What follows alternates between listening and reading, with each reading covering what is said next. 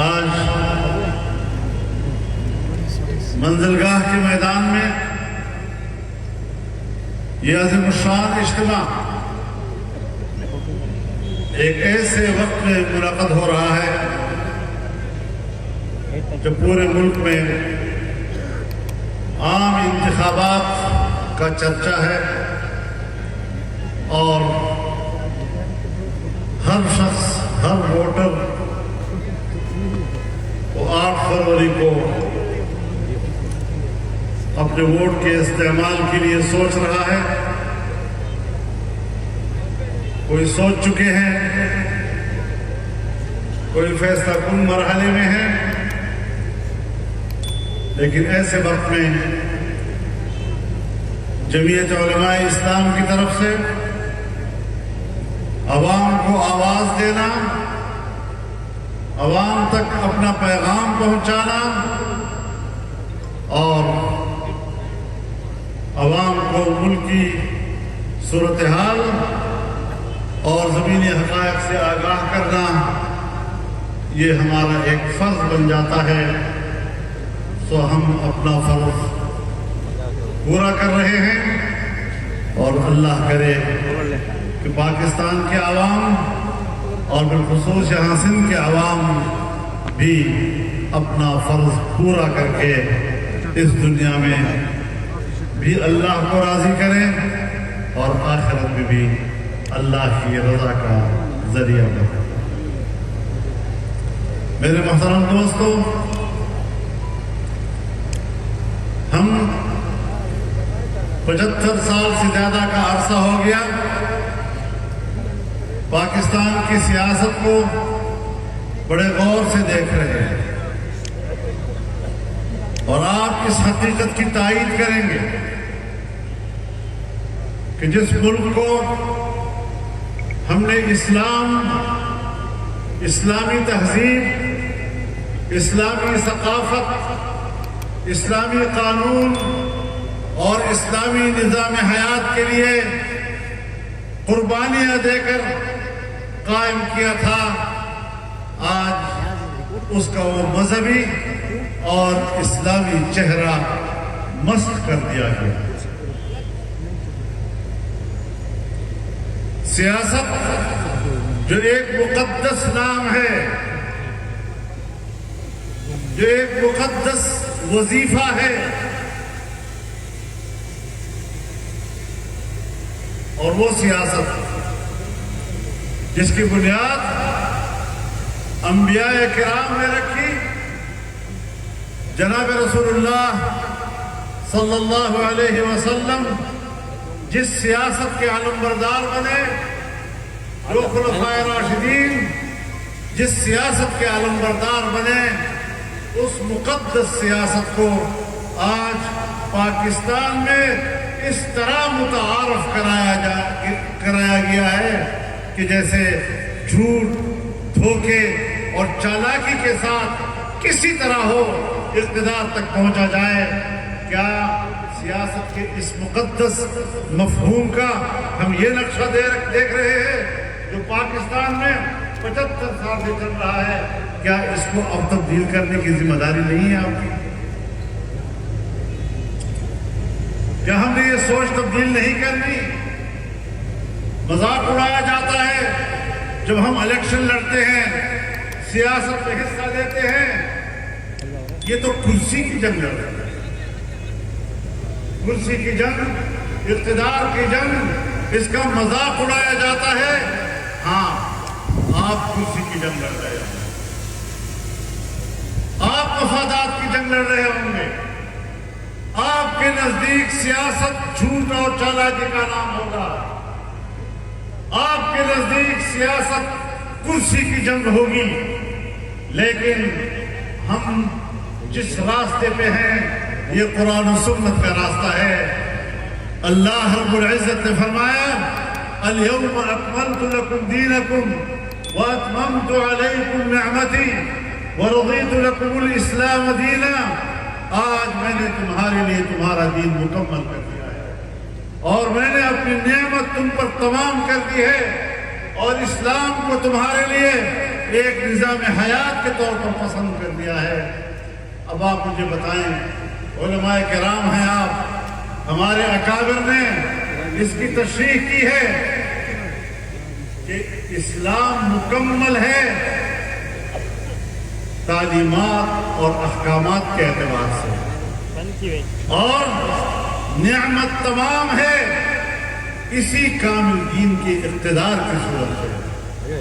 اگر یہ دین، یہ حکمران ہے، تو پھر اس نعمت کا سب سے کامل اور مکمل فرق یہی ہو سکتا ہے۔ اس کے علاوہ تو ٹھیک ہے، ہمیں اللہ نے کلمہ بھی نصیب کر دیا، ہمیں اللہ نے نماز روزہ بھی نصیب کر دیا، ہمیں اللہ تعالیٰ نے حج اور زکوٰۃ بھی نصیب کر دیا، ہمیں شرعی احکامات بھی اپنے گھر اور خاندان میں نصیب کر دیے، لیکن ایک مملکتی زندگی میں اگر یہ کامل اور مکمل دین اللہ کی عظیم نعمت ہے تو اس نعمت کا مکمل فرق خارج میں وہ اس کے اقتدار کی صورت میں ممکن ہے۔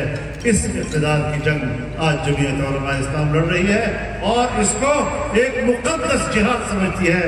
دین اسلام کو اقتدار میں لانا یہی جمعیت علماء اسلام کا ہدف ہے، چاہے دنیا کچھ کہے، ہم اس کو ایک حق و صداقت کی آواز سمجھتے ہیں۔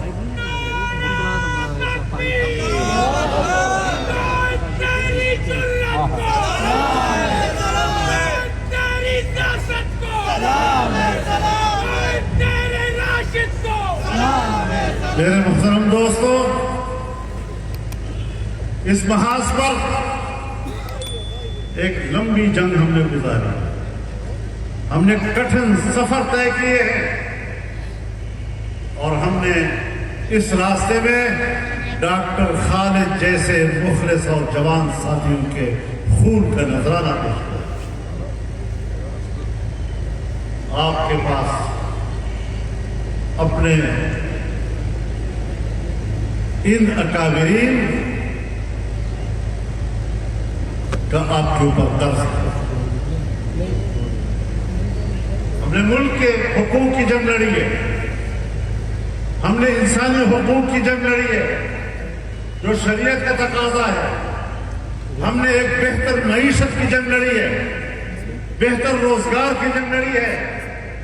کوئی بہتر روزگار کے راستے تلاش کرتا ہے مغرب کی خوشامد میں، اور کوئی بہتر معیشت کے راستے تلاش کرتا ہے سوشلزم اور کمیونزم کے راستے میں۔ ہم بہتر معیشت کا راستہ تلاش کر رہے ہیں اللہ کے دیے ہوئے نظام کی صورت۔ یہ دنیا کی نعمتیں یہ تو آپ کی ہیں۔ قل من حرم زینة اللہ التي اخرج لعباده والطیبات من الرزق۔ یہ جو دنیا کی نعمتیں ہیں، یہ جو پاک رزق ہے، کب اللہ نے تم پر حرام کیا ہے؟ قل للذین آمنوا فی الحیات الدنیا،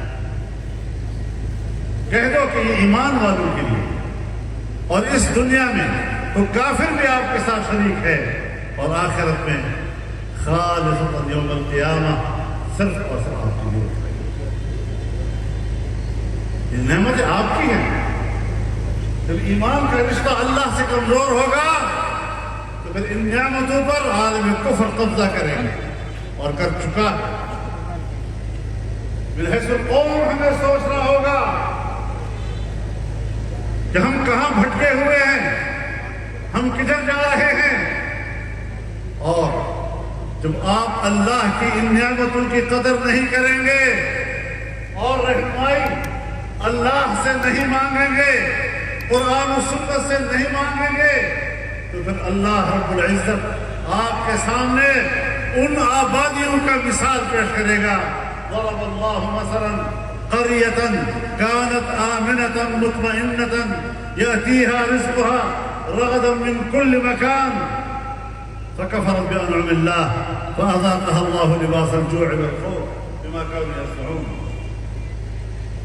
کہ جن آبادیوں کو اللہ تعالیٰ نے امن بھی نصیب کر دیا تھا، اور جب امن نصیب ہوتا ہے تو اس کا معنی یہ ہے کہ وہاں انسانی حقوق محفوظ ہے، انسان کی جان محفوظ ہے، اس کا مال محفوظ ہے، اس کی عزت و آبرو محفوظ ہے، اور پھر اس کے نتیجے میں ایک امن و سکون کا ماحول نصیب ہوتا ہے، اور خوشحال معیشت کہ ہر طرف سے رزق کھچ کھچ کر اس کی طرف آتا ہے۔ لیکن جب وہ اللہ کی اس نعمت کی ناشکری کرتے ہیں تو پھر اللہ دو عذابوں کا مزہ چکھا دیتا ہے، ایک بھوک کا اور ایک بدبو کا۔ کیا ہمارے ملک میں آج بھوک ہے یا نہیں؟ جب ہم دوسری دنیا کے معیشتوں کو بہتر کرنے کے لیے اپنے وسائل کو کار لا رہے تھے، جب ہم دوسرے ملکوں کے اداروں کی تربیت کر رہے تھے، جب ہم ان کو اوپر اٹھنے کے لیے سہارا دے رہے تھے، آج ہمیں سہارا دینے کے لیے کوئی نہیں مل رہا۔ آج ہماری معیشت زمین بوس کر دی گئی ہے، اور باقاعدہ عالمی سطح پر سازش کر کے ایسی قوتیں پاکستان میں لائی گئی اور قوم پر مسلط کی گئی کہ وہ پاکستان کے مذہبی شناخت کے بھی جہاں پر بدامنی کا ماحول ہے۔ کیا آپ کے ہاں قتل و غارت گری نہیں ہے؟ بتائیں نا، کیا سندھ میں امن و امان ہے؟ روزانہ اغوا کاری نہیں ہوا کرتی، قتل نہیں ہوا کرتے؟ یہ بدامنی کیوں ہے؟ اس لیے کہ یہاں ظلم ہے، یہاں ایک طبقہ ہے، طاقتور طبقہ، جو سمجھتا ہے کہ قوم کی دولت میری ذاتی جائیداد ہے، میں جیسے چاہوں قوم کی اس جائیداد کو استعمال کروں اپنے ذات کے لیے، اور اگر کوئی غریب آواز اٹھاتا ہے تو اس کو ظلم و ستم کا نشانہ بناتا ہے۔ میرے دوستو، میں ایک واضح بات کہہ دینا چاہتا ہوں آپ کو۔ یقیناً سندھ کے لوگ بہت اچھے لوگ ہیں، اور جب بھی میں یہاں آیا ہوں ہمیشہ بڑی محبت پائی ہے، لیکن جب ہماری سیاسی قوت کمزور تھی تو ہم غریب کو تحفظ نہیں دے سکتے، ہم ان کو جابروں کے پنجے سے نہیں چھڑا سکتے تھے۔ لیکن آج میں ان جابروں کو کہنا چاہتا ہوں، ان کو پیغام دینا چاہتا ہوں کہ آج کے بعد اگر اس دھرتی پر تم نے غریب کی طرف ٹیڑھی آنکھ سے دیکھا تو تمہاری آنکھ پھوڑ دیں گے، اور اگر تم نے اس کے گریبان کی طرف اپنا ہاتھ بڑھایا تو تمہارا ہاتھ پھوڑ دیں گے۔ نعرہ تکبیر! جمعیت علماء اسلام، امام انقلاب حضرت مولانا فضل الرحمان۔ ہم لے کے رہیں گے، ہم لے کے رہیں گے، تمہیں دینی پڑے گی، تمہارا باپ بھی دے گا، تمہارا باپ بھی دے گا۔ آزادی شریعت اسلامیہ کی سب سے پہلی ترجیح ہے، خوشحال معیشت اس شریعت کی دوسری بڑی ترجیح ہے، بے کس اور کمزور طبقے کا تحفظ اس شریعت کی تیسری ترجیح ہے، فک و رقبہ او اطعام فی یوم ذی مسغبہ یتیما ذا مقربہ او مسکینا ذا متربہ۔ ہم اپنا منشور قرآن سے اخذ کرتے ہیں۔ جمعیت علماء اسلام کے منشور کو بنانے میں ہمارے مرحوم بزرگ اور مخدوم حضرت مولانا محمد مراد صاحب کا بہت بڑا کردار تھا۔ وہ حضرت مفتی صاحب رحمہ اللہ کا ان کا بھی ہمارے اوپر۔ تو میرے محترم دوستوں، اب اگر ملک پر فتنے مسلط کیے جائیں اور باہر سے فتنے لا کر ہم پر مسلط کیے جائیں گے تو پھر کوئی ان کے خلاف لڑے یا نہ لڑے، جمعیت علماء وہ ننگی تلوار بن کر ان کے مقابلے میں آئے گی، اور اس کو ہم جہاد سمجھتے ہیں۔ نعرہ تکبیر! جمعیت علماء اسلام، کل بھی مفتی زندہ تھا، کل بھی مفتی قوم کے سامنے سچ بات کی جائے. بہت جھوٹ بولا گیا ہے. اپنی منافقت، اپنے جھوٹ اور اپنے دھوکے کو مقدس الفاظ کے ساتھ چھپانے کی کوشش کی گئی. وضو کرنے کا طریقہ نہیں آتا، نماز پڑھنا آتا نہیں ہے، اور بات ہوتی ہے ریاست مدینہ کی نسبت خاکرہ بہار کی بات. کیوں قوم کے سامنے جھوٹ بولا جاتا ہے؟ ملک کی معیشت کو تباہ کرنے کے ایجنڈے پر آئے تھے اور تباہ کر دیا. کشمیر کو بیچنے کے ایجنڈے پہ آئے تھے اور بیچ ڈالا. قادیانیوں کو دوبارہ مسلمان کی حیثیت دینے کے ایجنڈے پہ آئے تھے، لیکن جمعیت علماء نے آپ کا راستہ روکا، اور ایسا روکا کہ آپ کو اقتدار سے اتار کر دیا. ایسے فتنوں کو پاکستان میں کوئی جگہ نہیں دی جا سکتی.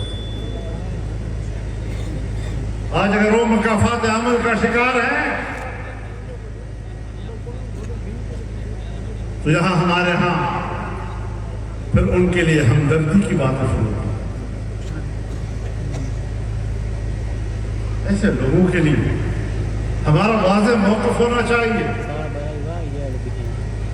اپنی سیاست میں ایک بھرپور کردار کی طرف ہمیں آگے بڑھنا ہے، اور انشاءاللہ العزیز یہ سارے معاملات ہمارے مد نظر ہیں. اگر ہم سیاست کی بات کرتے ہیں تو قرآن و سنت کی روشنی میں کرتے ہیں. اگر ہم اسلام کی اقتدار کی بات کرتے ہیں اور اقتدار کی جنگ لڑتے ہیں، قرآن و سنت کی روشنی میں لڑتے ہیں.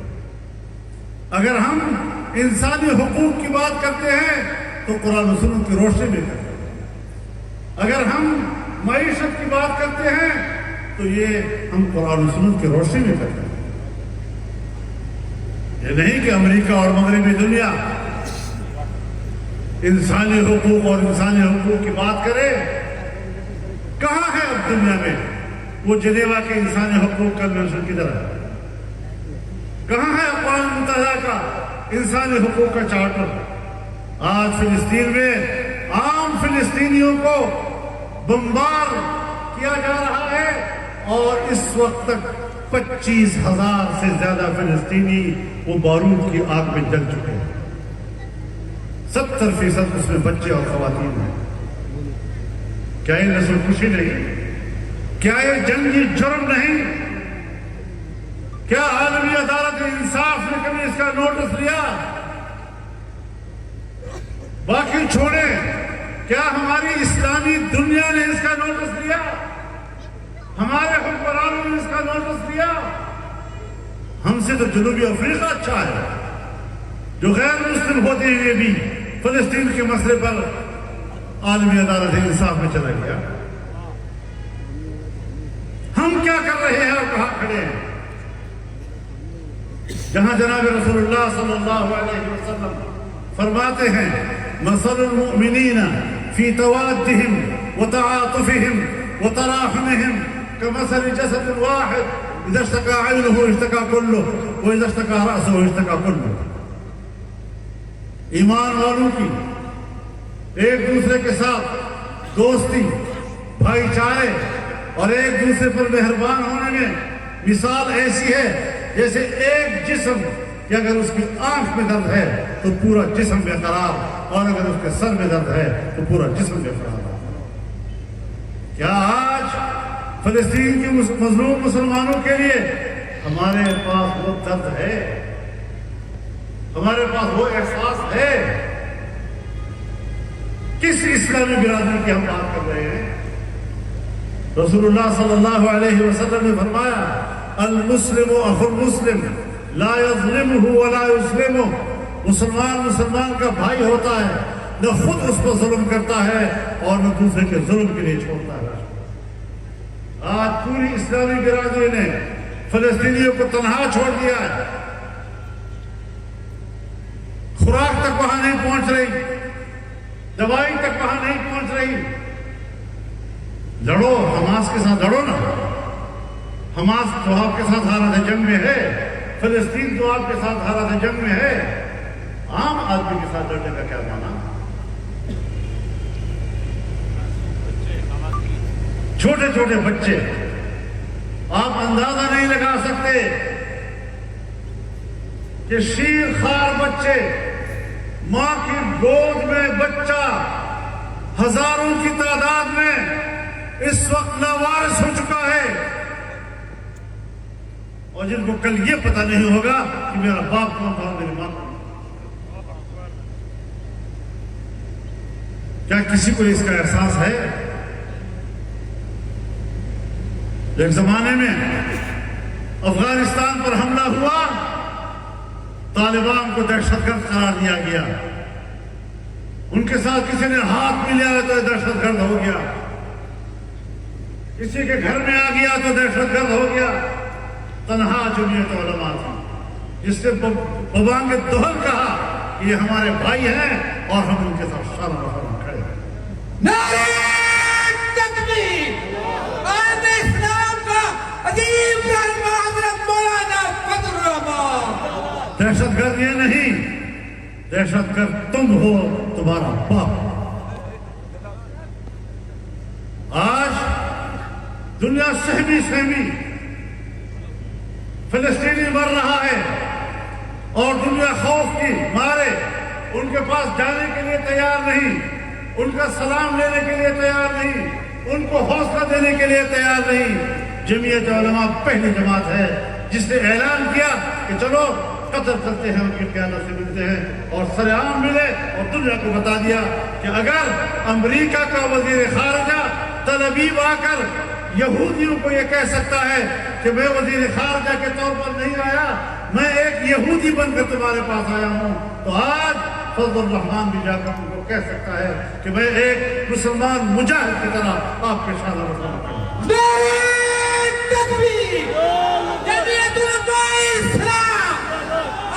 इस्लाम का अजीम रहनुमा मौलाना फजलुर रहमान कल भी मुफ्ती जिंदा था। कहां है हमारी सियासी पार्टियां जो आपके वोट के हकदार बनती हैं? कहां है जो आपके वोट से इख्तिदार का हक दाती हैं? किस बात का हक? जब पाकिस्तान में भूख आती है तो ये खामोश, जब पाकिस्तान में ज़िवाल आता है तो ये खामोश, जब पाकिस्तान टूटता है तो कहते हैं शुक्र है पाकिस्तान बच गया, जब मुसलमान पर जुल्म होता है तो जालिम के साथ खड़े होते हैं, जब फिलिस्तीनी पे जुल्म होता है तो जालिम के साथ खड़े होते हैं, जब अफगानिस्तान पर जुल्म होता है तो जालिम के साथ खड़े होते हैं, फिर आकर ये आपके वोट के मुस्तहिक बन जाते हैं। और मेरे भाइयों, जब ये छोटी सी पर्ची आप उनके हाथ में इस्तेमाल करेंगे, आप कल कहां खड़े होंगे? आप अपने रब के सामने किस कैफियत के साथ खड़े होंगे? सियासतदानों की जिम्मेदारी होती है, लेकिन जब इख्तियार में आ जाए तो जिम्मेदारी बढ़ता है। आज के दिन ये आपकी जिम्मेदारी का मामला है, ये अवाम की जिम्मेदारी का मसला है, इसलिए हम अवाम को उनकी जिम्मेदारी का एहसास दिलाना चाहते हैं, उनके फर्ज का एहसास दिलाना चाहते हैं कि पुरानी लकीरों को छोड़ो, अब एक नए जाविये से अपने मुस्तकबिल का फैसला करो। आपने अब एक नए अंदाज के साथ अपने नए मुस्तकबिल को तराशना है। तो ये मेरे गुजारिशात हैं और ये मैंने आपके सामने अर्ज कर दी है, शायद कि उतर जाए तेरे दिल में मेरी बात। अल्लाह ताला इस इज्तिमा को कामयाब फरमाए।